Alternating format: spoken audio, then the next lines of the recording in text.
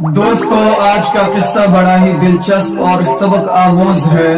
کسی ملک میں بہت بڑی کانفرنس تھی، بہت بڑا سیمینار تھا، بڑے بڑے علمداں اور ماہرین فن کو بلایا گیا تھا۔ راستے میں سمندر پڑتا تھا، اس وجہ سے سمندری جہاز میں بیٹھ کر لوگ سفر کر رہے تھے۔ سردی کا موسم تھا۔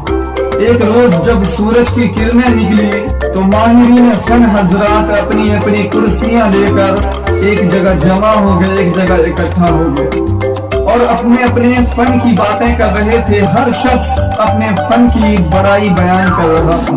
اتفاق سے جہاز چلانے والا ملاح بھی ان کی باتیں سننے کے لیے ایک کنارے میں آ کر بیٹھ گیا۔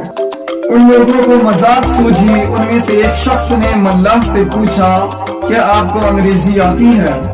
اس ملاح نے جواب دیا کہ مجھے تو کچھ بھی نہیں آتی۔ اس پوچھنے والے شخص نے کہا کہ میں تو پروفیسر ہوں، تیری تو آدھی زندگی بیکار ہے۔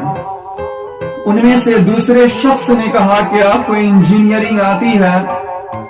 اس ملاح نے جواب دیا کہ مجھے تو کچھ بھی نہیں آتی۔ پوچھنے والے شخص نے کہا کہ میں تو انجینئر ہوں، تیری تو آدھی زندگی بیکار ہے۔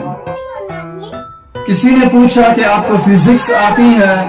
کسی نے پوچھا آپ کو کیمسٹری آتی ہے؟ کسی نے کہا کہ آپ کو بایولوجی آتی ہے؟ اس نے کہا کہ میں تو کچھ بھی نہیں جانتا۔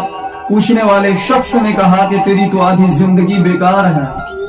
کسی شخص نے کہا کہ میں ڈاکٹر ہوں، کسی نے کہا کہ میں انجینئر ہوں، کسی نے کہا میں سائنسداں ہوں، کسی نے کہا میں سرجن ہوں، کسی نے کہا میں تاجر ہوں۔ ہر شخص اپنے فن کی بڑائی بیان کر رہا تھا اور اس ملاح سے کہہ رہا تھا کہ تیری تو آدھی زندگی بیکار ہے۔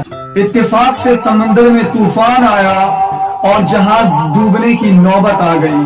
اب ملاح نے ان بڑے بڑے ماہرین فن اور بڑی بڑی ڈگریوں والے لوگوں سے کہا کہ ارے بھائی، آپ کو پانی کے اندر تیرنا بھی آتا ہے؟